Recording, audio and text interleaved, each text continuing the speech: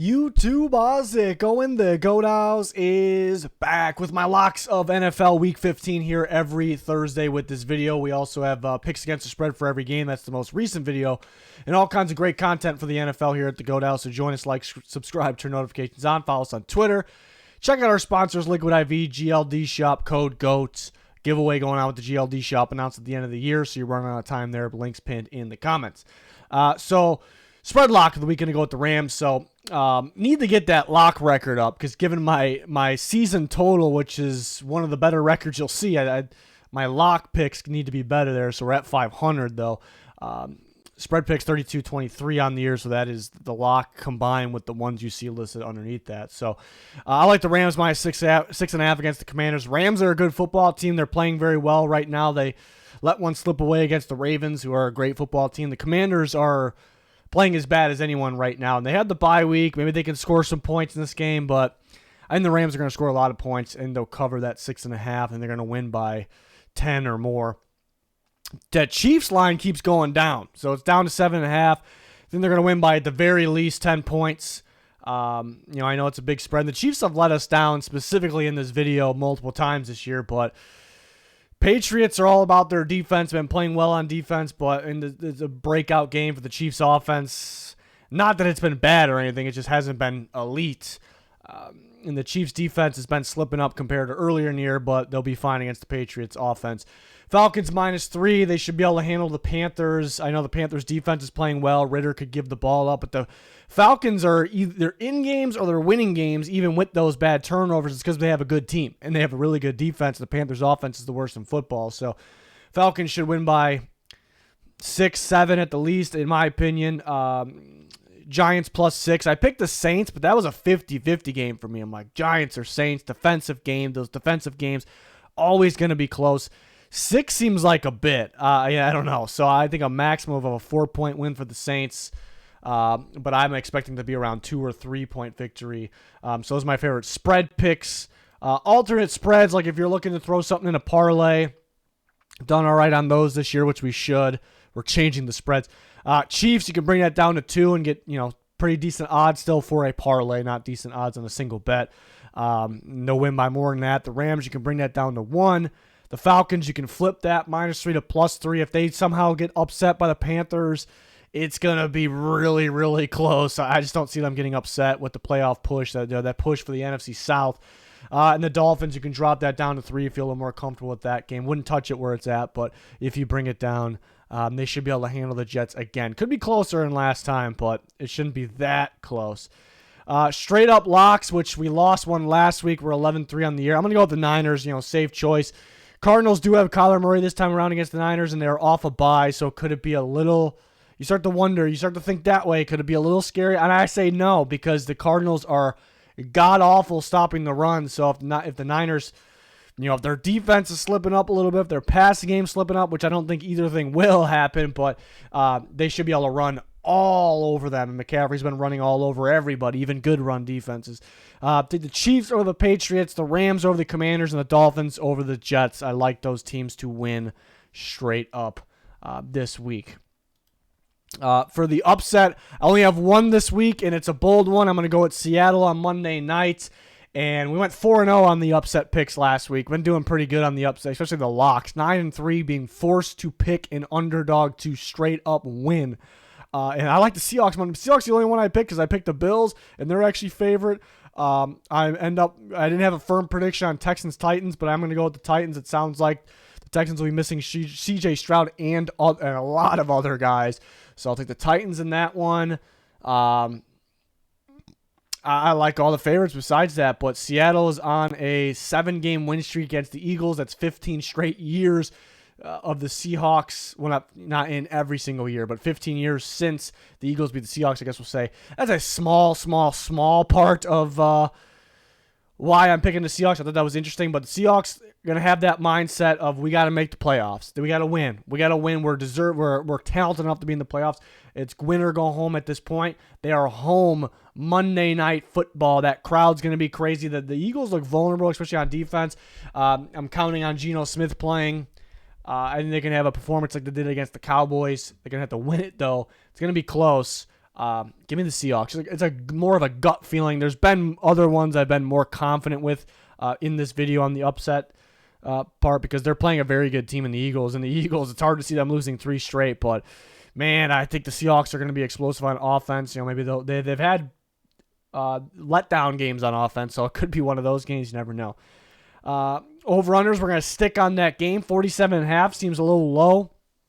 I had a score prediction of 27-24, and I felt like that was like the bottom line I was going to have. So that feels like it's going to go over. It's going to be like a Cowboys-Seahawks or Cowboys-Eagles type game. They both played each other recently. They played the Cowboys recently, too. That kind of helps. It doesn't mean everything. Bucks and Packers, only 41.5. I have a 46 final total on that game. And, the Bucks have those weapons on the outside, but they should be able to run the ball effectively on the Packers. But the Packers will be able to throw the ball on the Bucks. And like when Jordan Love is on, he is on. And the Packers are pretty explosive through the air, and everyone's explosive through the air on the Bucks right now. So a bottom line, like a 23-20. I had 26-20. I could even see more. I can see like a 27-23. Packers in that one, or Bucks, but I picked the Packers, so should go over. And Vikings-Bengals, it's somewhat of a smart decision. I think they're taking under on the Vikings game. I know Dobbs is out, Mullins is in, so it's a little bit of a mystery, but Vikings game's been crushing the under. I don't expect a whole lot of offense. A good Bengals defense, their weakness of their defense is run defense, but it was good last week, and the Vikings don't present that much of a threat in terms of the run game. So they're going to be kept under 20. And the Bengals seem to be explosive even without Joe Burrow, but and they could be because they have the weapons. Just, for the Vikings, young, inexperienced corners and, Jamar Chase, T. Higgins, Tyler Boyd, they might be too much, but Brian Flores coaches a confusing defense, and he's going against an inexperienced quarterback in Jake Browning, who's been very impressive, but there's going to be those moments where maybe Browning's a little thrown off, and the Vikings do stop the run at a pretty solid level, so I think this should be under 40.5. Vikings games have been, and I feel like I'm very confident with them scoring under 20, and every single Vikings game seems to be within 3 points, so I think that's a decent option there, under 40.5. So over-under has been a lot better than earlier in the year, struggled earlier in the year. Best bets, you can use some of these for a parlay. If you're parlaying them together, you can kind of play it safer and go with alternate lines. But I love the Rams minus 6.5. I like the Chiefs minus 7.5. You can bump that down to 7 or 6.5 like the Rams. The Falcons, you can go at minus 3, but it could be a close game. You can go money line. It's not bad odds on a money line there for taking a team to beat a team with 1 win. That's pretty solid. And I do really like that Eagles-Seahawks over total of 47.5 because I had a 24-27 prediction. That was like the bottom line I was going to do. Sometimes the Seattle offense is like, man, that was disappointing. I expected way more. So it could be one of those games, but whole Monday Night Football, the last time we saw them at full strength with Geno was just 2 weeks ago. They scored a lot on the Cowboys' stout defense, and they have that playoff push mindset. Pete Carroll's going to have those guys playing, so that's got to go over 47.5, but I do like the other 3 a little better. So those are my favorite picks there. Then for tonight, I'm not going to parlay anything. I'm going to recommend that you don't parlay anything, so I'm kind of looking for solid single bets here. I guess like you would, if you want positive odds, you would have to parlay like a Palmer or the Eckler alternate yards with the Palmer yards or the Carlson field goals, whatever. But there are 3 lines that kind of stand out as single like bets for, if you're looking for positive odds. Those are those reception bets. Josh Palmer's coming back, a little scary, I guess, because he's just coming back from injury and he doesn't have Justin Herbert, but Keenan Allen is out. I'm guessing the Chargers aren't going to be in control in this game. They might even be playing from down a bit, so they're going to have to throw. And Easton Stick's going to have to target somebody, and Josh Palmer's going to be his best receiver out there. So I think he can get 4 or 5 catches, and that is at positive odds at this moment. Gerald Everett, it's the same line, over 3.5. He had 5 receptions with a bunch of targets last week.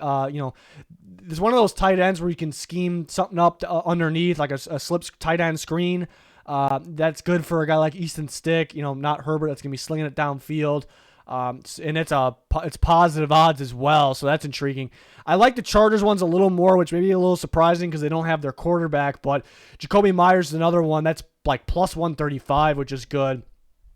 And he should get 5 catches, 5 or 6, but he could end up with 4, so it's going to be pretty close. The only scare with that is if the Raiders get a really solid lead early and they just pound the football over and over again. You know, Devontae Adams got to get his targets as well.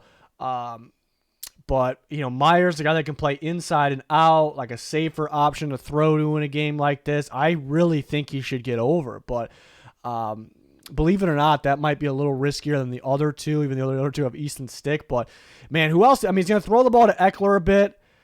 You could put Eckler receptions in here too. I personally am not going to bet on Eckler. I've had a bad experience this year. It seems to work out, like the receptions and receiving yards for most people. It works out most weeks, but I've been unlucky the couple times I bet on Eckler, and it's like been really unlucky. I bet on him a week. He had like 1 million drops. Like I just needed one more catch, and he just dropped the ball like 4 times. And I bet on him one week. That same week I had to get 25 receiving yards, and yeah, he dropped the ball like 1 million times and finished with 24. And there was another week where I had a 3-touchdown parlay going, and all I needed was an Austin Eckler touchdown. It was against the Packers. He falls down on his own at the 1-yard line and fumbles the ball instead of getting in the end zone from the 1-yard line. So at that point, I'm like, no more Eckler for me. It's just bad juju there. So don't want to jinx that. Not bad bets this week for Eckler though. And I Sailor's promise I won't bet on it, so you should be safe. But I don't think I jinxed too many other guys, so just Eckler. Or maybe, we'll see. But yeah, looking for a single bet positive odds. Trying to make up my mind which one I like better for Palmer and Everett. You can argue Everett because they played Easton Stick and Everett played together last week, and he was dumping him off to him last week. But you can argue Palmer because he's by far their best wide receiver, and he was throwing to Keenan Allen like it is Keenan Allen, but he's gonna have to throw to somebody. And when you're thinking pass the ball, you're thinking wide receivers. Palmer's the best one out there. He's coming off injury, so the Myers one's pretty good odds though. You're just kind of banking on that game staying close, though, or the Raiders from being down, playing from down, which I don't think is going to happen. Well, it's a tricky one tonight. Not a whole lot of action, so that's why, yeah, do you want to bet on a guy to get 5 catches when there's a whole lot of action? Difference between 4 and 5 catches is, I think, significant, actually. But that's going to wrap it up for my bets, my locks. Let me know your guys' thoughts. If you think I missed on something that you like, let me know in the comments. Always talking with you guys in place, showing you my bets on, my favorite picks on Twitter as well. So join us there. Any link you're looking for, pin in the comments. A lot of interesting recent videos. Check those out. It's going to do it. Thanks for watching. Goodbye.